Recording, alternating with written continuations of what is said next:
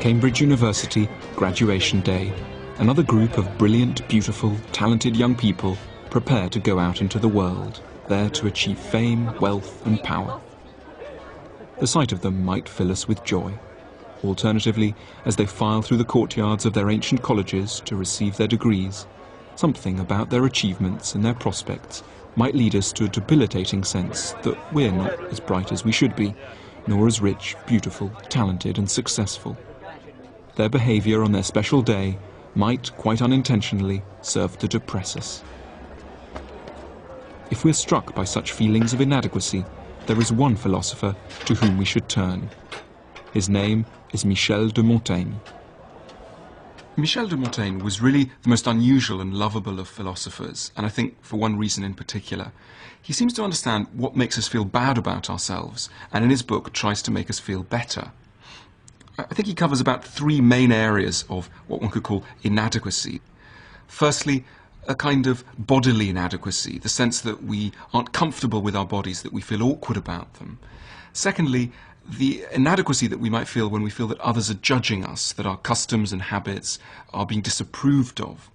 And thirdly, intellectual inadequacy, the feeling that we're just not as clever as we should be. And for all these three areas, Montaigne came up with highly practical, simple, and I think very helpful solutions.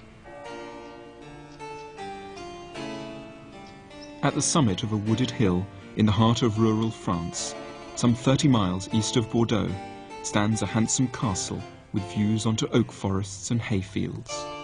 In the 16th century, it was Michel de Montaigne's home. Montaigne was born in 1533, and from the outside, his class and achievements might seem more likely to intimidate us than rescue us from a sense of inadequacy. He was a nobleman, a lawyer, a friend of the King of France, and twice mayor of Bordeaux. But at the age of 38, Montaigne decided to retire to his castle to spend the rest of his life here, reading, reflecting, and writing. At first, he didn't know what to write about, but he gradually hit upon a revolutionary idea: to write a big book on a subject he was uniquely placed to understand, himself. He set out to tell us exactly what it was like to be Michel de Montaigne. When one hears that Montaigne lived in a castle like this, and that he was the mayor of Bordeaux for 2 terms, and that he's a philosopher, one might come across certain sort of prejudices. One might imagine the kind of man he was, the kind of things that we'll find in his book. But I think what's remarkable, and for me deeply moving and charming about his work, his most famous work, the Essays, is that actually its contents are nothing like the typical philosophy book. That Montaigne wanted in this book to, as it were, redraw the whole portrait that we have of what human beings are. Most books didn't seem to Montaigne to really reflect human experience. They edited out all sorts of aspects. What Montaigne wanted to do was to bring these aspects back in, which is why he spends an awful lot of time in his work talking about the kinds of things that most philosophy books leave out. For instance, the penis. He tells us that he wants to talk a lot about his penis. He says, "Every one of my members, each as much as another, makes me myself, and none makes me more properly a man than that one. I owe to the public my portrait complete." And it was Montaigne's goal in his essays to insert into our normal conception of what a human being is all these aspects that are actually a part of our reality, but never get mentioned in philosophy books. Montaigne thought we were surrounded by the wrong role models. They don't give space to what most of us are actually like, and this can lead us to self-hatred when we fail to make the grade. Which is why Montaigne spent much time in his book telling us ordinary, everyday things about himself, to encourage us to accept the ordinary in ourselves. It's why he tells us, for example, about his bowel movements, and that he eats so fast he often bites his fingers. Trivia perhaps, but a reminder that there are many humdrum but nevertheless acceptable sides to human nature. As he wrote, "The most terrible and violent of our afflictions is to despise our own beings." Because Montaigne confides in us so much, tells us things we don't normally hear about, like impotence or farting, it's easy to feel him becoming a friend. Someone far from the austere, starched image of a philosopher.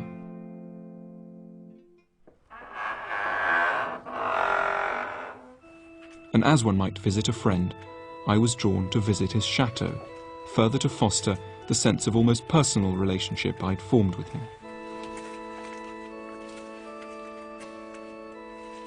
Montaigne worked in a tower at one end of his castle. On the ground floor was a chapel. He had the acoustics organised so that he could hear Mass being sung as he lay in bed upstairs. It's moving to come here and to see how unchanged it all is. Here is the very tower which Montaigne was describing in his book hundreds of years ago. It reinforces the sense of personal identification that readers of his essays tend to have. Montaigne loved the sensation of falling asleep, so much so that he'd have the bells of his castle rung in the middle of the night to wake him, so as to have the pleasure of drifting back to sleep.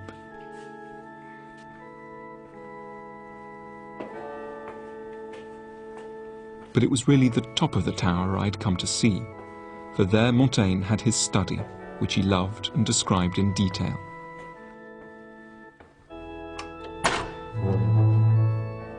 It's the perfect place for a bookish man. There used to be a collection of 1,000 books arranged in a semicircle around the walls. There was room to pace. The best thoughts came to him that way, he said, and views onto the gardens. But though this might look like a perfect haven for a remote intellectual, Montaigne remained extraordinarily down to earth. Much of what he tells us has an almost homespun quality to it. So if we believe it, it's because we trust Montaigne as a friend, a man with the courage to speak the great truths with simplicity and with honesty.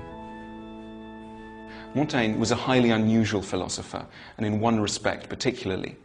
Most philosophers up until Montaigne had pointed out that having a mind can lead us to happiness, that it's reason which gives us the best chance of fulfillment.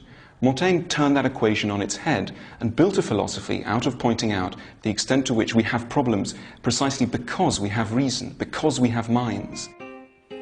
And the first problem with having a mind, Montaigne thought, is that it makes for awkward relations with our bodies. Unlike other animals, we're often disgusted by our physical selves. We think we're too fat or gross or uncouth. We develop eating disorders, sexual hang-ups and embarrassments. Montaigne observed many people around him afflicted by physical shame. He knew a man who killed himself after letting out a cacophony of farts at a banquet.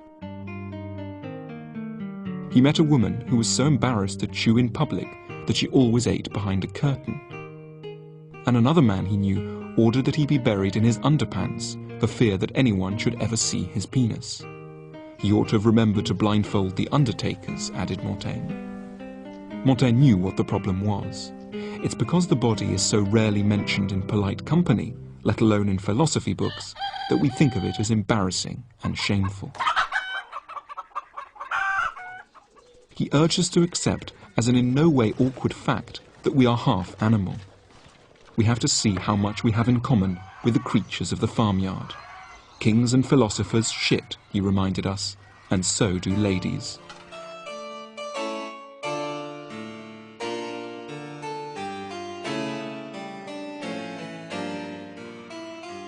Montaigne's chateau was, of course, a working farm, so he had plenty of opportunity to look at animals. And Montaigne came away from his observation of animals with an interesting point. He said, they often surpass us in wisdom. He believed that animals are in many ways far cleverer than we are. For example, animals are far more natural with their bodies than we are. They don't have many of the embarrassments, the shynesses, the shames that we have. They have a much more natural relationship. And what's particularly striking is that here, towards the end of the 16th century, is a philosopher who's saying animals are in many ways our equals. And this is an extremely striking thing to say, and I think a very touching thing to say. Montaigne was very endeared by them, placed them at the centre of his philosophy, saw them as exemplars of a kind of wisdom which he believed we should imitate. Montaigne wasn't reminding us of our place in the farmyard to degrade us, rather to help us to grow more acceptable to ourselves. We should accept our bodies with good grace and a touch of humour, as naturally as animals do. It's a simple thought, but there's no reason why things should be complicated in order to be true. And it's only the first of many blunt but helpful truths this most down-to-earth of philosophers has to teach us. Having a big brain isn't just a problem, Montaigne thought, because it leads us to feel ashamed of our bodies. It's also a very big problem because it leads us to feel arrogant, to think that we know what's right, and to impose that vision on other people. Every society has its ideas about what is normal, what it's normal to eat or wear or say. And if you stray from these in some way, you're quickly liable to come up against all sorts of narrow-mindedness and prejudice, to be accused of being weird and made fun of, or worse. Imagine, for example, that your favourite foods don't tend to crop up on the typical British menu. Hello, can I just sit down for a second? Yes. What do you think of eating something a bit sort of different? Like, we've got some food from around the world here. That's a wonderful goat's head. They tend to eat that in the Caribbean. And that's some pig snout, which is very beautiful. That's from South America. And here we've got some chicken feet that are from China. No, thank you. Really. Do you think that's something that you might like to have? I'm vegetarian, so You're vegetarian, right? But we've got some things here that don't often appear on the menu. Of course, we all divide the world up into the normal and the abnormal. it doesn't look appealing. I'm much too conservative. It's not normally on the menu. Eat it like that. Yeah, It doesn't much matter when just pub food is at stake. I mean, that's what you'd have, for Sunday lunch or... Yeah. But Montaigne had graphic evidence to hand of how people sometimes behave towards those who don't share their customs. Some 40 years before Montaigne's birth, Columbus sailed to the New World. Montaigne had these very pictures to look at to show him how the Spanish colonists behaved towards those who they found there. They slaughtered the natives in enormous numbers. During Montaigne's own lifetime, the numbers of native South Americans dropped from 80 to 10 million. Unusually for a European of his day, Montaigne was appalled by the colonists and identified wholly with the Indians. But he argued that the intolerance the conquistadors had shown was everywhere. People constantly rashly decide what is normal and what is abnormal, and persecute those who don't fit.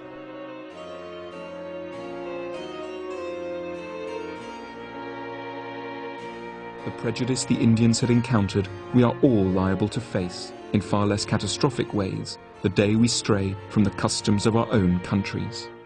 So, what should we do if we encounter the prejudices of others? In a word, go travelling, either in reality or in our minds. We should go out and greet the diversity of the world. Hello. And that way we'll see that what one society judges to be weird, another society might more fairly judge to be normal. ¿Qué tal? Every country has its prejudices, Chora. but travel between countries loosens the grip of any one prejudice. It's not just that travel broadens your mind, Hola. rather it enables you to see more clearly how narrow your oppressors' minds are. Selamat datang. Montaigne was no bland multiculturalist. Konnichiwa. He wasn't saying that all cultures are as good as one another. Merhaba. He was just attacking the way that people decide what is good and bad, on the basis of habit rather than reason. Hello. Hello. With a more global perspective on our behaviour, we will grow more accepting, not only of others, but also of aspects of ourselves. We will gain less constraining identities as citizens of the world. Straight to the camera, nice big smiles. 3, 2, 1. It isn't simply others being judgmental which makes us feel inadequate. Another area in which many of us feel we're not up to scratch is the intellectual one, the painful sense that we simply aren't as clever as we should be. This is Gonville and Keyes College, part of Cambridge University. This is a photo of me graduating a few years ago. I had a lot more hair then than I do now. These are supposedly some of the cleverest people in the whole country. I say supposedly because once you start looking at a phenomenon like Cambridge University through Montaigne's eyes, you quickly begin to see things in a rather different way. In Montaigne's day, you needed certain things to be deemed clever. First and foremost, a university degree. For the honour of the college. But however much our society, and Montaigne's own, associates intelligence with academic qualifications, Montaigne had some blunt words on the matter. To him it seemed that most university graduates were, despite the gowns and fancy certificates, in his words, just blockheads. 1. That's fine for 1. He wasn't being puerile, just insisting that the outward symbols of intelligence are often different from the reality.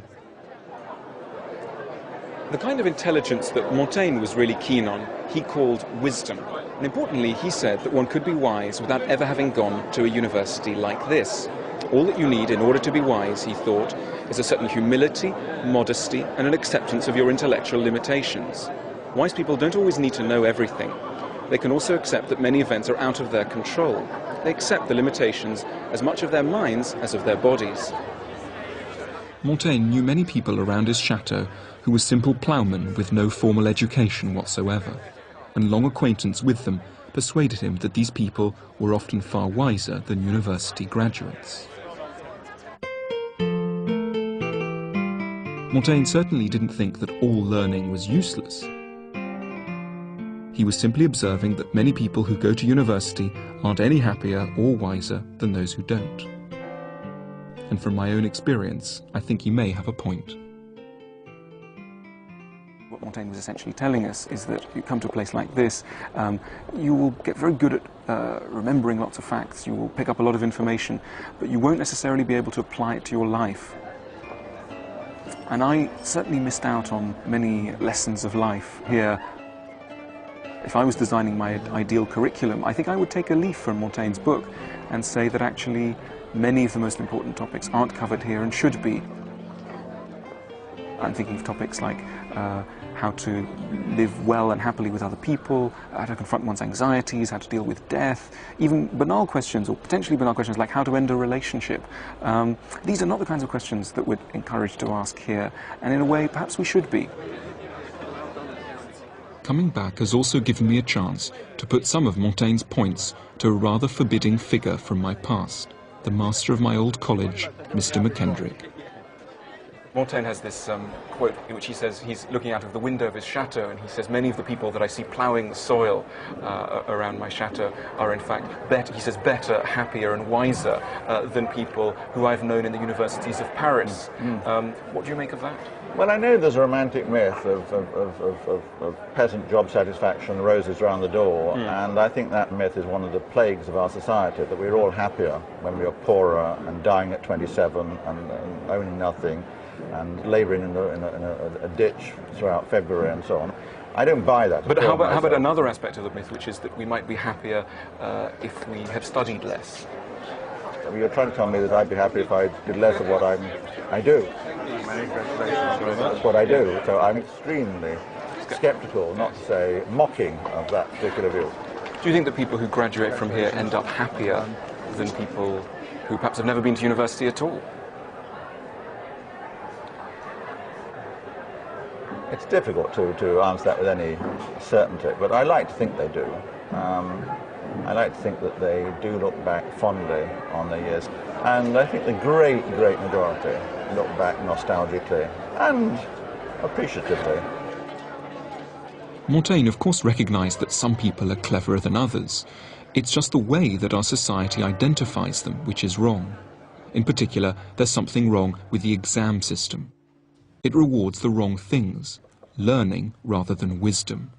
The paper this morning is an examination in wisdom. So what would an examination that Montaigne could approve of be like? How could one test for wisdom rather than its pale shadow, learning? I had a go at designing such a paper, and Mr. McKendrick let me set it to some of his students. Students must answer 5 of the following questions. Factual accuracy, while desirable, will not overly impress the examiners. You may now start writing. I asked questions like, what should one do when anxious? What is a good parent? How can one tell if one is in love or infatuated?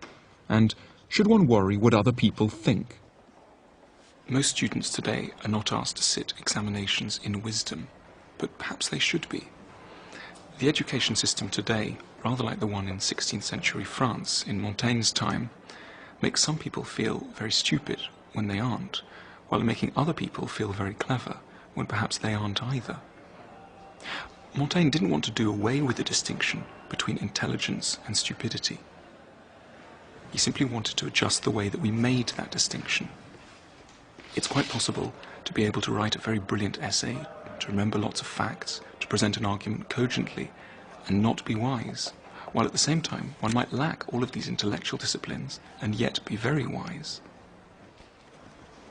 A cheering idea we take away from Montaigne is that academic qualifications are not the sole or even the chief determinants of intelligence.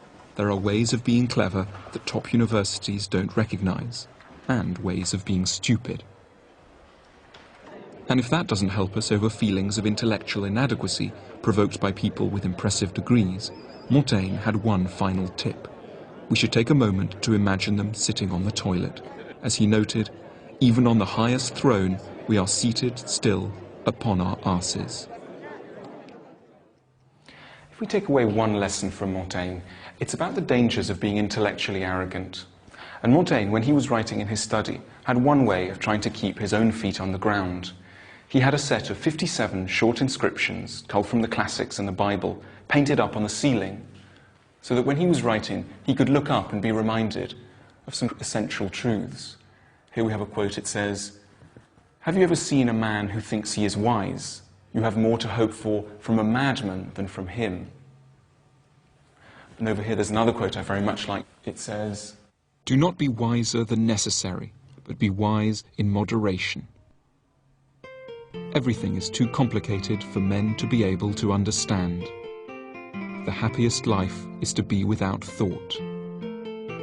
I am a man, nothing human is foreign to me. The man who thinks he knows does not yet know what knowing is. Why torment yourself with worries that are outside your control?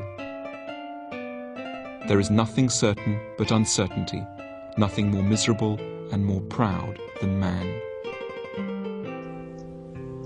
Montaigne was inviting us not to be humiliated by aspects of ourselves, our bodies, our idiosyncrasies, our lack of formal education. We can fart at dinner, eat pig snouts, and never have read a book, and still be quite fully human. What makes Montaigne different is that his message stems from a man we can trust as a friend and admire as a role model, one of the first and only philosophers with a reassuringly down-to-earth idea of what it is to be a good human being.